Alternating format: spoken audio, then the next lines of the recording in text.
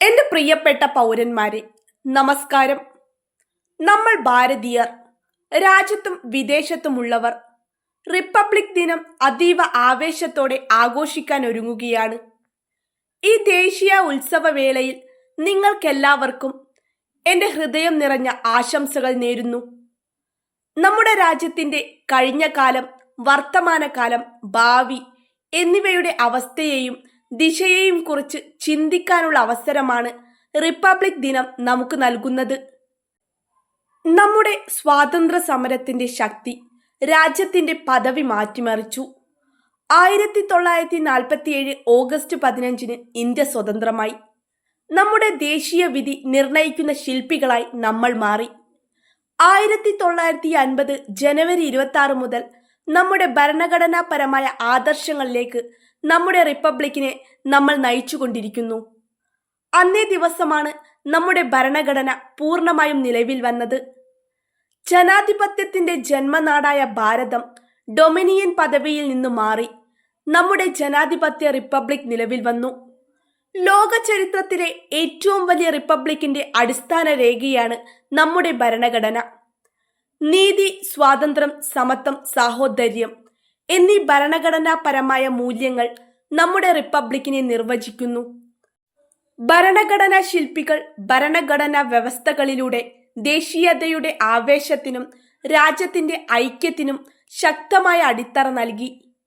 ബലോട്ടിൻ നമ്മുടെ രാജ്യത്തെ ഏകീകരിച്ചു. കഴിഞ്ഞ വർഷം ഒക്ടോബർ 31 കൃതജ്ഞതയുള്ള ഒരു രാഷ്ട്രം അദ്ദേഹത്തിന്റെ 150-ാം ജന്മവാർഷികം ആവേശത്തോടെ ആഘോഷിച്ചു. ദേശീയ ഐക്യത്തിന്റെയും അഭിമാനത്തിന്റെയും ആവേശം ഈ ആഘോഷങ്ങൾ ശക്തിപ്പെടുത്തുന്നു.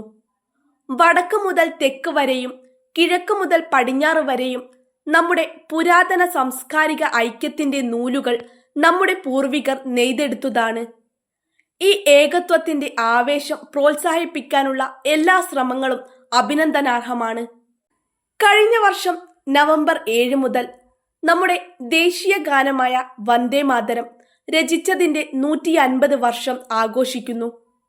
ഭാരതമാതാവിനോടുള്ള പ്രാർത്ഥനയായ ഈ ഗാനം ഓരോ ഇന്ത്യക്കാരനിലും ദേശഭക്തി നിറയ്ക്കുന്നു. മഹാനായ ദേശീയ കവി സുബ്രഹ്മണ്യ ഭാരതി തമിഴിൽ വന്ദേ മാതരം രചിക്കുകയും ജനങ്ങളെ ഈ ആവേശവുമായി ബന്ധിപ്പിക്കുകയും ചെയ്തു. ശ്രീ അരബിന്ദോ ഈ ഗാനം ഇംഗ്ലീഷിലേക്ക് വിവർത്തനം ചെയ്തു.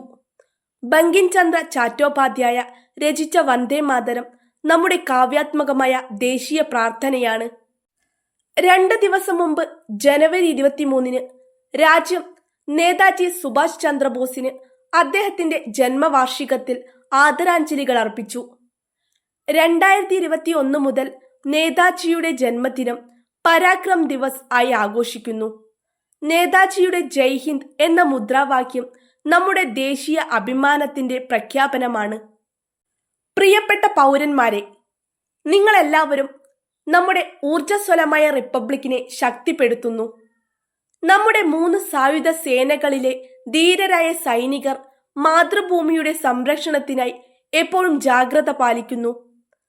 പോലീസിലും കേന്ദ്ര സായുധ പോലീസ് സേനയിലുമുള്ള ഉദ്യോഗസ്ഥർ ആഭ്യന്തര സുരക്ഷയ്ക്കായി നിരന്തരം പരിശ്രമിക്കുന്നു.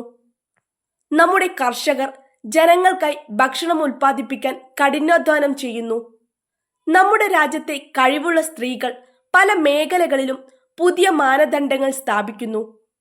നമ്മുടെ ഡോക്ടർമാർ, നഴ്സുമാർ, ആരോഗ്യ പ്രവർത്തകർ എന്നിവർ ജനങ്ങളുടെ ആരോഗ്യം സംരക്ഷിക്കാൻ പ്രതിജ്ഞാബദ്ധരാണ്. ശുചിത്വ തൊഴിലാളികൾ ശുചിത്വം നിലനിർത്തുന്നതിൽ പ്രധാന പങ്ക് വഹിക്കുന്നു. നമ്മുടെ അധ്യാപകർ ഭാവി തലമുറയെ വാർത്തെടുക്കുന്നു. ശാസ്ത്രജ്ഞരും എഞ്ചിനീയർമാരും രാജ്യത്തിന്റെ വികസനത്തിന് പുതിയ ദിശ നൽകുന്നു. നമ്മുടെ തൊഴിലാളികൾ രാഷ്ട്രം പുനർനിർമ്മിക്കുന്നു. നമ്മുടെ യുവജനങ്ങളും കുട്ടികളും രാജ്യത്തിന്റെ മഹത്തായ ഭാവിയിലുള്ള നമ്മുടെ വിശ്വാസം ശക്തിപ്പെടുത്തുന്നു. കലാകാരന്മാർ, എഴുത്തുകാർ എന്നിവർ നമ്മുടെ പാരമ്പര്യത്തിന് ആധുനിക ആവിഷ്കാരം നൽകുന്നു. സംരംഭകർ രാജ്യത്തെ വികസിതവും സ്വയം പര്യാപ്തവുമാക്കാൻ സംഭാവന നൽകുന്നു. ഈ റിപ്പബ്ലിക്കിനെ ശക്തിപ്പെടുത്താൻ പ്രവർത്തിക്കുന്ന എല്ലാ സഹപൗരന്മാരെയും ഞാൻ പൂർണ്ണ ഹൃദയത്തോടെ അഭിനന്ദിക്കുന്നു. വിദേശത്തുള്ള ഇന്ത്യക്കാർ ആഗോളതലത്തിൽ നമ്മുടെ റിപ്പബ്ലിക്കിന്റെ പ്രതിച്ഛായ വർദ്ധിപ്പിക്കുന്നു. പ്രിയപ്പെട്ട പൗരന്മാരെ, ഇന്ന് ജനുവരി 25 ദേശീയ സമ്മതിദായക ദിനമായി ആഘോഷിക്കുന്നു. വോട്ടവകാശം വിനിയോഗിക്കുന്നത് രാഷ്ട്രീയ വിദ്യാഭ്യാസത്തിലേക്ക് നയിക്കുമെന്ന് ഡോക്ടർ BR അംബേദ്കർ വിശ്വസിച്ചിരുന്നു. വോട്ടിങ്ങിൽ സ്ത്രീകളുടെ വർദ്ധിച്ചുവരുന്ന പങ്കാളിത്തം നമ്മുടെ റിപ്പബ്ലിക്കിന് ശക്തമായ ഒരു പുതിയ അളവ് നൽകുന്നു. ബേട്ടി ബച്ചാവോ ബേട്ടി പഠാവോ ക്യാമ്പയിൻ പെൺകുട്ടികളുടെ വിദ്യാഭ്യാസത്തെ പ്രോത്സാഹിപ്പിച്ചു. പ്രധാനമന്ത്രി ജൻധൻ യോജന പ്രകാരം 57 കോടിയിലധികം ബാങ്ക് അക്കൗണ്ടുകൾ ആരംഭിച്ചു. ഇതിൽ 56% സ്ത്രീകളുടേതാണ്. 10 കോടിയിലധികം സ്ത്രീകൾ സ്വയം സഹായ സംഘങ്ങളുമായി ബന്ധപ്പെട്ട് വികസന പ്രക്രിയയെ പുനർനിർവചിച്ചു.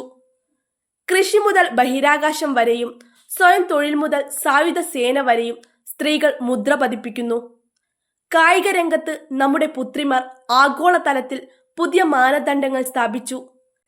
കഴിഞ്ഞ വർഷം ICC വനിതാ ക്രിക്കറ്റ് ലോകകപ്പും ബ്ലൈൻഡ് വനിതാ T20 ലോകകപ്പും ഇന്ത്യൻ പുത്രിമാർ വിജയിച്ചു. നാരി ശക്തി വന്ദൻ അധിനിയമം സ്ത്രീകളുടെ രാഷ്ട്രീയ ശാക്തീകരണത്തിന് അഭൂതപൂർവമായ കരുത്ത് നൽകും. പാവപ്പെട്ടവരുടെയും പാർശ്വവൽക്കരിക്കപ്പെട്ടവരുടെയും ക്ഷേമത്തിനായി നിരവധി പദ്ധതികൾ നടപ്പിലാക്കുന്നു. സിക്കിൾ സെൽ അനീമിയ നിർമ്മാർജ്ജന മിഷന്റെ ഭാഗമായി 6 കോടിയിലധികം സ്ക്രീനിങ്ങുകൾ നടത്തി. ഏകലവ്യ മോഡൽ റെസിഡൻഷ്യൽ സ്കൂളുകളിൽ 1,40,000 വിദ്യാർത്ഥികൾ പഠിക്കുന്നു. നമ്മുടെ കർഷകർ നമ്മുടെ സമൂഹത്തിന്റെയും സമ്പദ് വ്യവസ്ഥയുടെ നട്ടെല്ലാണ്. PM കിസാൻ സമ്മാൻ നിധി നമ്മുടെ കർഷകരെ ശക്തിപ്പെടുത്തുന്നു. കഴിഞ്ഞ ദശകങ്ങളിൽ ദാരിദ്ര്യവുമായി മല്ലിട്ട ദശലക്ഷക്കണക്കിന് ആളുകളെ ദാരിദ്ര്യരേഖയ്ക്ക് മുകളിലെത്തിച്ചു. PM ഗരീബ് കല്യാൺ അന്ന യോജന 81 കോടി ഉപഭോക്താക്കൾക്ക് സഹായം നൽകുന്നു. 4 കോടിയിലധികം പാക്ക വീടുകൾ നിർമ്മിച്ചു നൽകി. ഇന്ത്യ ഇന്ന് ലോകത്തിലെ ഏറ്റവും വേഗത്തിൽ വളരുന്ന പ്രധാന സമ്പദ് വ്യവസ്ഥയാണ്. ആഗോള അനിശ്ചിതത്വങ്ങൾക്കിടയിലും ഇന്ത്യ തുടർച്ചയായ സാമ്പത്തിക വളർച്ച രേഖപ്പെടുത്തുന്നു. ലോകത്തിലെ 3ാമത്തെ വലിയ സമ്പദ് വ്യവസ്ഥയായി മാറാനുള്ള ലക്ഷ്യത്തിലേക്ക് നമ്മൾ നീങ്ങുകയാണ്. ഒരു രാജ്യം ഒരു വിപണി എന്ന GST സംവിധാനം നമ്മുടെ സമ്പദ് വ്യവസ്ഥയെ ശക്തിപ്പെടുത്തി. പുരാതന കാലം മുതൽ മനുഷ്യരാശിക്ക് നമ്മുടെ സാംസ്കാരിക പാരമ്പര്യങ്ങളിൽ നിന്ന് പ്രയോജനം ലഭിച്ചിട്ടുണ്ട്. ആയുർവേദം, യോഗ എന്നിവ ആഗോളതലത്തിൽ അംഗീകരിക്കപ്പെട്ടു. ശ്രീനാരായണ ഗുരുവിനെ പോലുള്ള മഹാത്മാർ നമ്മുടെ ആത്മീയ ഐക്യത്തെ സമ്പന്നമാക്കി. ജാതിഭേദം, മതദ്വേഷം ഏതുമില്ലാതെ സർവരും സോദരത്വേന വാഴുന്ന മാതൃകാ സ്ഥാപനമാണിത് എന്ന ഗുരുവിന്റെ വരികൾ അദ്ദേഹം വിഭാവനം ചെയ്ത വിവേചനമില്ലാത്ത സമൂഹത്തെ സൂചിപ്പിക്കുന്നു. നമ്മുടെ ഭരണഘടന ഇപ്പോൾ 8ാം ഷെഡ്യൂളിലുള്ള എല്ലാ ഇന്ത്യൻ ഭാഷകളിലും ലഭ്യമാണ്. ഭരണത്തിൽ സുതാര്യതയും ഈസ് ഓഫ് ലിവിംഗും വർദ്ധിപ്പിച്ചു. ഡിജിറ്റൽ പേയ്മെന്റ് രംഗത്ത് ലോകത്തിലെ പകുതിയിലധികം ഇടപാടുകളും ഇന്ത്യയിലാണ് നടക്കുന്നത്. പ്രതിരോധ മേഖലയിൽ ഓപ്പറേഷൻ സിന്ദൂർ പോലുള്ള പ്രവർത്തനങ്ങളിലൂടെ ഭീകരവാദത്തിനെതിരെ നമ്മൾ ശക്തമായ നടപടി സ്വീകരിച്ചു. INS വിക്രാന്ത് പോലുള്ള തദ്ദേശീയമായി നിർമ്മിച്ച യുദ്ധക്കപ്പലുകൾ നമ്മുടെ കരുത്ത് വിളിച്ചോതുന്നു. പരിസ്ഥിതി സംരക്ഷണം നമ്മുടെ മുൻഗണനയാണ്. ലൈഫ് എന്ന സന്ദേശം നമ്മൾ ലോകത്തിന് നൽകുന്നു. ലോകത്ത് പലയിടത്തും സംഘർഷങ്ങൾ നിലനിൽക്കുമ്പോൾ ഇന്ത്യ സമാധാനത്തിന്റെ സന്ദേശം പ്രചരിപ്പിക്കുന്നു. പ്രിയപ്പെട്ട പൗരന്മാരെ, ഭാരതഭൂമിയിൽ ജീവിക്കാൻ സാധിക്കുന്നത് നമ്മുടെ വലിയ ഭാഗ്യമാണ്. രവീന്ദ്രനാഥ ടാഗോർ പറഞ്ഞതുപോലെ, എന്റെ രാജ്യത്തിന്റെ മണ്ണിൽ ഞാൻ ശിരസ് നമിക്കുന്നു. നേഷൻ ഫസ്റ്റ് എന്ന ആവേശത്തോടെ നമുക്ക് ഒരുമിച്ച് പ്രവർത്തിക്കാം. ഒരിക്കൽ കൂടി ഏവർക്കും റിപ്പബ്ലിക് ദിനാശംസകൾ നേരുന്നു. നിങ്ങളുടെ ജീവിതം സന്തോഷവും സമാധാനവും നിറഞ്ഞതാകട്ടെ എന്ന് പ്രാർത്ഥിക്കുന്നു. നന്ദി. ജയ് ഹിന്ദ്. ജയ് ഹിന്ദ്.